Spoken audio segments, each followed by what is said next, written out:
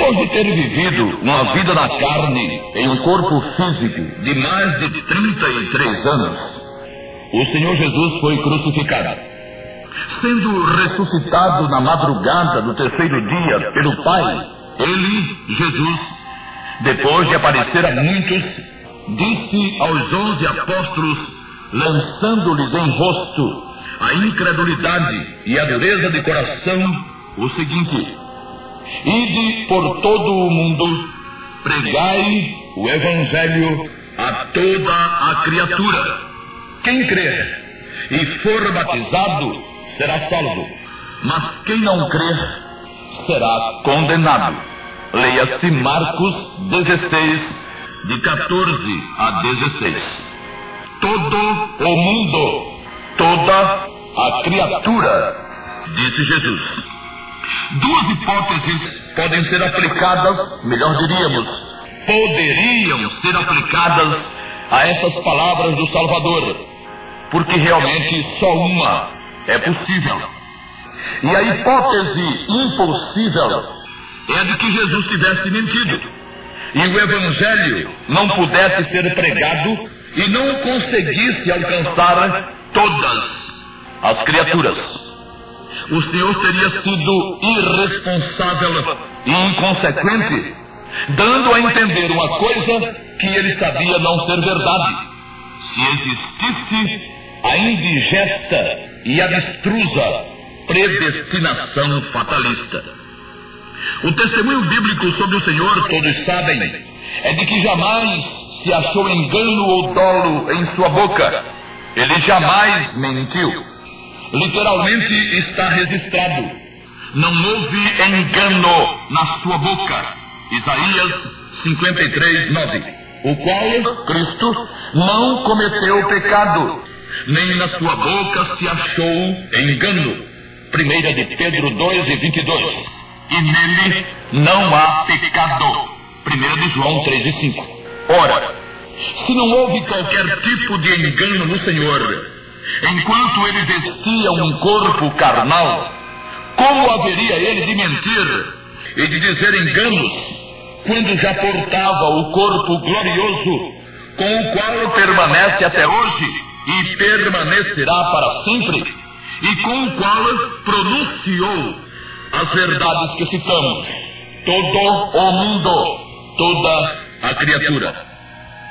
Por que pregar a toda a criatura, se apenas algumas estariam predestinadas, e se as outras, mesmo querendo, não poderiam crer no Senhor? Por que tanta maldade? Isso não faria sentido? Jamais fez sentido. É completamente sem sentido, um imenso nonsense. Todavia, é necessário que abordemos a predestinação de fato existente nos anais do Novo Testamento.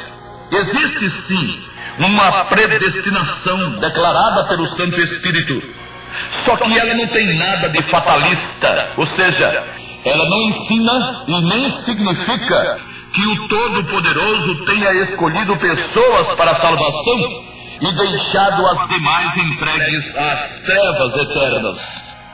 O substantivo predestinação não é uma só vez encontrado em todo o Novo Testamento, mas o verbo predestinar, sim, esse é mencionado 6 vezes, 5 das quais pelo apóstolo Paulo, e a primeira por Lucas em Atos 4 e 28. A igreja orava depois do discurso de Pedro diante do Sinédrio, e enquanto orava disse: para fazeres tudo o que a tua mão e o teu conselho tinham anteriormente determinado que se havia de fazer. Aqui aparece pela primeira vez o verbo prorizo, e aparece numa questão puramente física. Tratou-se daquilo que romanos e judeus fizeram com o Senhor, levando-o à morte por crucifixão. O verbo aqui, como qualquer pessoa entende muito bem, não tem e não teve a menor conotação eterna. Já estava profetizado que o Cordeiro de Deus em sendo cordeiro, seria sacrificado. Judeus e romanos foram apenas os instrumentos. O verbo prorizo só volta a ser usado em Romanos 8, 29 e 30. Lá está escrito: porque os que dantes conheceu, também os predestinou para serem conformes à imagem de seu Filho, a fim de que ele seja o primogênito entre muitos irmãos. E aos que predestinou, a estes também chamou. E aos que chamou, a estes também justificou. E aos que justificou, a estes também glorificou. Esse é um dos textos mais vezes usados pelos defensores da inexistente predestinação fatalista. De fato, o verbo está presente, o verbo prorizo, com todas as letras. Mas a ideia de alguém ter sido escolhido ainda antes de nascer para ser salvo, essa não existe. Mas não existe nem de longe. O Todo-Poderoso conheceu antes aqueles que haveriam de invocar o nome de seu Filho. Conhecer antes é uma de suas prerrogativas. Ele é Deus. Para que ele tivesse conhecido antes, alguma coisa haveria de acontecer. O texto não diz que ele escolheu antes, mas que conheceu antes. Ele escolheu os que conheceu e não conheceu os que escolheu. É claro, pela onisciência, viu ele aqueles que, convencidos pela ação do Santo Espírito e não convertidos pelo Espírito, porque o Santo Espírito não pode converter ninguém, apenas convencer. Convencidos, pois, pela ação do Santo Espírito, que viria depois da glorificação do Senhor Jesus, conforme João 16:8 e Atos 2:21, e invocariam seu nome. E vendo então, Deus os predestinou, não para a salvação, é preciso insistir, pois para serem salvos, eles atenderam ao decreto de Deus, a mensagem do Evangelho. O Senhor os predestinou, isso sim, para serem conformes à imagem de seu Filho, e o texto é bem claro em dizê-lo. A teimosia dos que querem fazer valer essa miséria tremenda, chamada predestinação fatalista, é que não os deixa ver o que está para lá de claro. Predestinou para serem conformes à imagem de seu Filho. Só os remidos foram predestinados a serem conformes à imagem do Senhor Jesus ressuscitado. Nenhum outro ser em todo o universo terá tamanho privilégio. Os querubins, os serafins, o arcanjo e todos os anjos, a despeito de toda a santidade e perfeição, serão sempre servos. Mas os remidos, por terem sido predestinados a terem a mesma forma que o Salvador, serão eternamente filhos do Altíssimo, passando Jesus de unigênito para primogênito, conforme Romanos 8:15, Gálatas 3:26, Efésios 5:8, Filipenses 3:21, etc. O resultado do sangue de Jesus na existência de quem o invocou é tão grande que, além de tudo o que já aconteceu com ele, com o remido, neste mundo e nesta vida, alegria, gozo, paz, certeza e felicidade, está ele ainda predestinado a ser igualzinho ao que é hoje seu Salvador. Mas ele foi remido por ter espontaneamente e sinceramente invocado o nome do Senhor. O verbo prorizo, em 1 Coríntios 2:7, fala da sabedoria que Deus ordenou para os remidos, apenas isso. E a ideia existente em Efésios, onde de novo aparece o verbo prorizo, é a mesmíssima de Romanos. Deus nos elegeu em Jesus antes da fundação do mundo e nos predestinou para filhos de adoção. Esse foi o plano. Jesus se tornaria a cabeça de todos os remidos. Sem Jesus, não haveria remissão, não haveria salvação. E nos elegeu para que fôssemos santos e irrepreensíveis em amor diante dele. Ou seja, Deus nos elegeu, a nós remidos, para que fôssemos santos e irrepreensíveis diante dele. Já somos, não quanto à nossa natureza carnal. Ainda existem os percalços, as falhas, os pecados.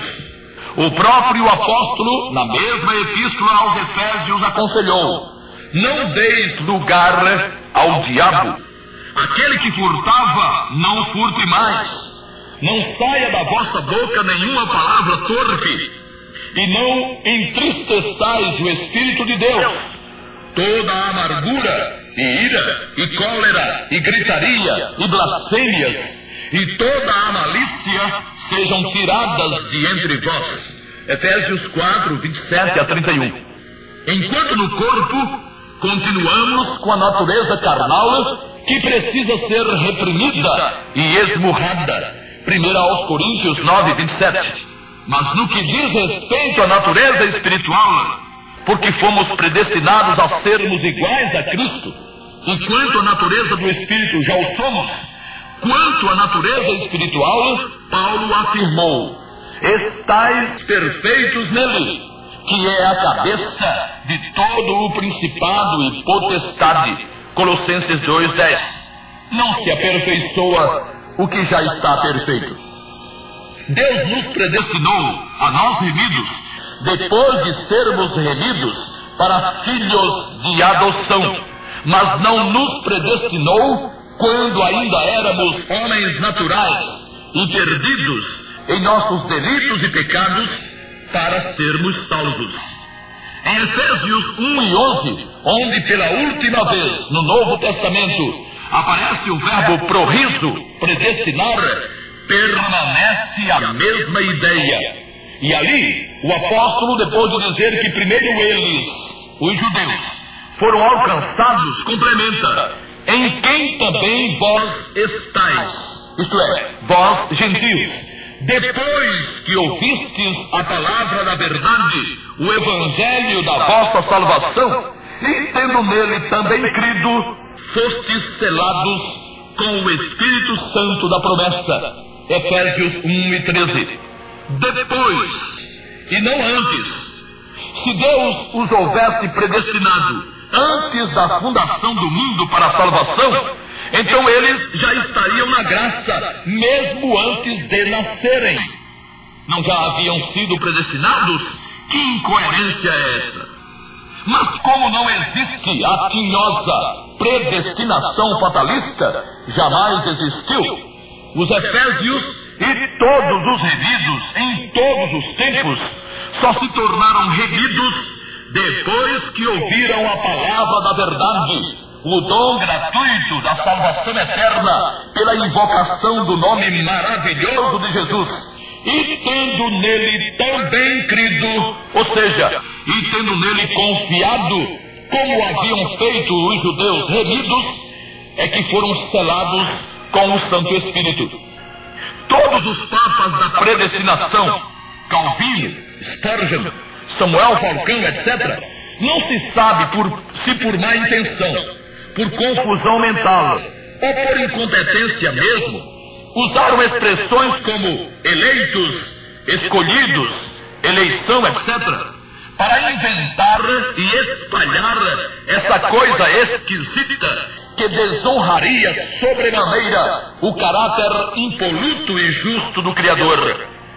Mostramos domingo passado que tanto Calvino como Spurgeon usaram textos escatológicos desviados, portanto, do seu verdadeiro e legítimo contexto para tentarem justificar suas aberrações no aspecto da salvação eterna. O reverendo Samuel Falcão não se fez de rogado. No livro Predestinação, na página 107, ele a citar versículos e mais versículos do Velho Testamento para mostrar que Deus chamou a Abraão e o constituiu como pai da raça eleita, confundindo isso com predestinação fatalista. É de se pensar, tenha havido curto-circuito nos neurônios de tais pessoas. É possível que elas não tenham entendido que de fato Israel foi escolhido por Deus, mas para testemunhar diante das demais nações apenas, e que houve realmente chamados especiais, como o de Arão para o sacerdócio, Levítico capítulo 8, e o de Moisés para a condução do povo pelo deserto. Mas qual dos israelitas foi escolhido ou predestinado para a salvação eterna? Não existe um só versículo insinuando isso. Averiguemos. Em uma de suas viagens missionárias, Paulo, acompanhado de Barnabé, se deteve em Antioquia da Pisídia, e em um dia de sábado procurou a sinagoga, e falando aos seus irmãos de raça, judeus, israelitas, filhos e descendência de Abraão, disse: seja-vos, pois, notório, varões e irmãos, que por este, ou seja, Jesus, se vos anuncia a remissão dos pecados, e de tudo o que, pela lei de Moisés, não pudestes ser justificados, por ele é justificado todo aquele que crê. Então os judeus, vendo a multidão, encheram-se de inveja, e blasfemando, contradiziam o que Paulo dizia. Mas Paulo e Barnabé, usando de ousadia, disseram: era mister que a vós se vos pregasse primeiro a palavra de Deus. Mas visto que a rejeitais e vos não julgais dignos da vida eterna, eis que nos voltamos para os gentios. Atos 13, 38, 39, 45 e 46. Segundo as palavras do apóstolo Paulo, aqui existe tudo, menos predestinação fatalista. Aqui não tem nada da ideia de ter Deus escolhido e predestinado alguém, quer judeu, quer gentil, para a salvação. Pelo contrário, tendo eles mesmos, filhos de Abraão, rejeitado a bênção da salvação eterna pela invocação do nome do Senhor Jesus, perderam-na. A remissão dos pecados é anunciada a todos os homens, ide por todo o mundo. Contudo, os judeus, por serem os herdeiros da promessa, tiveram o privilégio de serem os primeiros a ouvir. Durante séculos, eles imaginaram poderem ser justificados pela lei de Moisés, pela guarda dos mandamentos, tanto morais como cerimoniais. Paulo mostrou-lhes que isso foi e era impossível, e assegurou-lhes: por Cristo é justificado todo aquele que crê. Nunca passou pela cabeça iluminada do apóstolo dizer: por Cristo é justificado todo aquele que foi predestinado, ou só os que foram predestinados. E com a rejeição assintosa dos judeus, os senhores das promessas, Paulo e Barnabé ousadamente asseveraram: era mister que a vós, judeus, se vos pregasse primeiro a palavra de Deus. Mas visto que a rejeitais e não vos julgais dignos da vida eterna, eis que nos voltamos para os gentios. Eles não foram remidos, mesmo sendo judeus, não porque não estivessem predestinados, mas porque, por livre vontade, pelo uso do fabuloso livre-arbítrio, dádiva de Deus, que não criou seres morais como se fossem fantoches, como se fossem bonecos de mamulengo, pelo uso do livre-arbítrio, rejeitaram a mensagem da salvação, não aceitando invocar o nome do Senhor Jesus para terem seus pecados remidos. Interessante é notar que Paulo não disse: não adianta vocês recusarem, porque quem foi predestinado vai ter que ser salvo de qualquer jeito. Pelo contrário, disse o apóstolo: visto que rejeitais a palavra de Deus, nós nos voltamos para os gentios. Não foi Deus que os rejeitou, ou quem os rejeitou, desde antes da fundação do mundo, como prega a predestinação fatalista inexistente, graças a Deus. Foram eles mesmos que rejeitaram a oferta de perdão do Todo-Poderoso, mesmo constituindo seu povo, o povo da promessa, descendência carnal de Abraão. E agora, só por um momento, raciocinemos na condição dos gentios a quem Paulo e Barnabé se dirigiam. Não havia nenhum deles predestinado para a rejeição, aliás, antes da rejeição dos judeus? E se havia, porque Paulo e Barnabé não lhes pregaram de imediato a palavra? No próximo domingo voltaremos ao assunto. Isso nunca existiu. Isso jamais passou pelo crivo do Altíssimo. Escolher alguém ou alguns para a salvação e deixar o resto haver navios. E é digno de registro que exatamente nos 3 capítulos que mais são usados pelos pregadores da predestinação, Romanos 9, 10 e 11, sejam também encontrados os argumentos mais fortes contra ela. Iniciando o capítulo 9, escreveu Paulo, o apóstolo: em Cristo digo a verdade, não minto, dando-me testemunho a minha consciência no Espírito Santo, que tenho grande tristeza e contínua dor no meu coração, porque eu mesmo poderia desejar ser separado de Cristo, por amor de meus irmãos, que são meus parentes segundo a carne, que são israelitas.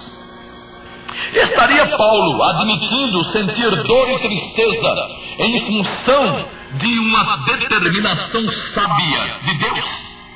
Chegaria ele ao ponto de desejar ser separado de Cristo para ver seus irmãos de raça salvos por não terem sido eles predestinados? Ora, com a iluminação e com as revelações de que foi objeto, o apóstolo sabia serem absolutamente sábias e justas as determinações do Senhor Deus. E se o Senhor tivesse predestinado alguns israelitas para a salvação e os outros não, Paulo acolheria de pronto, sem sentir qualquer dor, qualquer tristeza, sem questionar. Ele jamais se voltaria e se revoltaria com uma decisão do Senhor Deus. O problema dos israelitas não era não terem sido predestinados. O problema deles era o agarradinho com a lei, pela qual imaginavam ser justificados diante de Deus. E Paulo, que também fora como eles, agarrado com a lei, sabia não ter valor nenhum essa sua teimosia, e que eles pereceriam com lei e tudo. Assim é que no versículo 30 do capítulo 9, ele continuou: que diremos, pois? Que os gentios que não buscavam a justiça alcançaram a justiça? Sim, mas a justiça que é pela fé. Mas Israel, que buscava a lei da justiça, não chegou à lei da justiça. Por quê? Porque não foi pela fé, mas como que pelas obras da lei. Tropeçaram na pedra de tropeço, como está escrito: eis que eu ponho em Sião uma pedra de tropeço e uma rocha de escândalo, e todo aquele que crer nela não será confundido. É isso aí. O problema dos que não foram ainda remidos é que andam tropeçando na pedra, que é Jesus, o que acontecia e acontece ainda com os judeus. Não tem nada de não terem sido predestinados para a salvação. Todo aquele que crer em Jesus, a pedra, jamais será confundido. E só não crê, só não confia quem não quer ou quem não quiser, ouvindo a mensagem do Evangelho. Outra vez Paulo inicia o capítulo 10 com o mesmo argumento: irmãos, o bom desejo do meu coração e a oração a Deus por Israel é para a sua salvação. Seria Paulo algum maluco? Se existisse a tal da predestinação fatalista, sim, ele não passaria de um maluco. Pois se já estivesse determinado desde a fundação do mundo, quem ia ser salvo e quem não ia, de que adiantaria Paulo desejar e orar pela salvação de seus irmãos de raça, os judeus? Os que tivessem sido predestinados não precisariam da oração de Paulo. E os que não tivessem sido, não haveria como mudar-lhes o destino. A determinação teria sido desde antes da fundação do mundo. E não seria a oração de Paulo e nem de ninguém que faria Deus mudar de ideia. E se Paulo tinha um bom desejo, então Deus teria feito uma coisa má, uma coisa que não seria boa, que teria sido desprezar judeus à própria sorte, pelos quais Paulo agora, em desespero, orava para reverter a situação. Mas o que é que encontramos neste mesmo capítulo 10 de Romanos? A palavra está junto de ti, na tua boca e no teu coração. Esta é a palavra da fé que pregamos, a saber, se com tua boca confessares ao Senhor Jesus e em teu coração creres que Deus o ressuscitou dos mortos, serás salvo. Porquanto não há diferença entre judeu e grego, porque o mesmo é o Senhor de todos, rico para com todos os que o invocam, porque todo aquele que invocar o nome do Senhor será salvo. Romanos 10, 8, 9 e 13. Desse ênfase ao termo todos. Essa seria a maior mentira do universo e a promessa mais fajuta de que se teria notícia se só pudessem invocar o nome de Jesus os que houvessem sido predestinados. Que coisa mais feia para Deus! Ficar prometendo, mas já tendo os seus escolhidos, algum clube do Bolinha, onde ninguém mais poderia entrar. Paulo diz que não, e protesta. Como, pois, invocarão aquele em quem não creram? E como crerão naquele de quem não ouviram?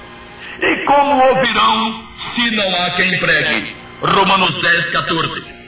Deus é sério e pode ser levado a sério. Sua palavra é a palavra de um legítimo cavalheiro. Já dizia David Livingstone, o grande missionário britânico. Não há impedimento algum para que tantos quantos ouvirem ou ouçam a mensagem do Evangelho da graça do Senhor Jesus, invoquem seu nome e sejam remidos na hora. Como, pois, invocarão aquele em quem não crerão? Esse é o problema. Muitos não têm ouvido o Evangelho. Ouvem pregadores pregando tudo quanto é coisa e falando no nome de Deus e de Jesus, pregando curas, prosperidade e fenômenos sobrenaturais, batendo palmas, dando gritos e vai por aí. E como alguém pode realmente confiar no nome de Jesus e invocá-lo como Salvador ouvindo isso? Estão por aí invocando-o como amigo, como ajudador, como arranjador de empregos, curador de enfermidades, solucionador de problemas vários, etc. Mas como Salvador, não. Todavia, os que têm ouvido a mensagem do Evangelho da Graça e convencidos de sua condição de pecador, têm apelado para o Salvador, têm sido remidos de imediato, pois a porta da misericórdia continua aberta 24 horas por dia. Em sua exposição clara, Paulo continua e diz: mas nem todos obedecem ao Evangelho, pois Isaías diz: Senhor, quem creu na nossa pregação? Romanos 10, 16. Quem crê será salvo, disse Jesus, e quem não crê será condenado. Os homens têm o direito de não crerem, se não quiserem crer. O direito de rejeitar todos, judeus e gentios, têm igualmente, mas têm também o direito de ouvir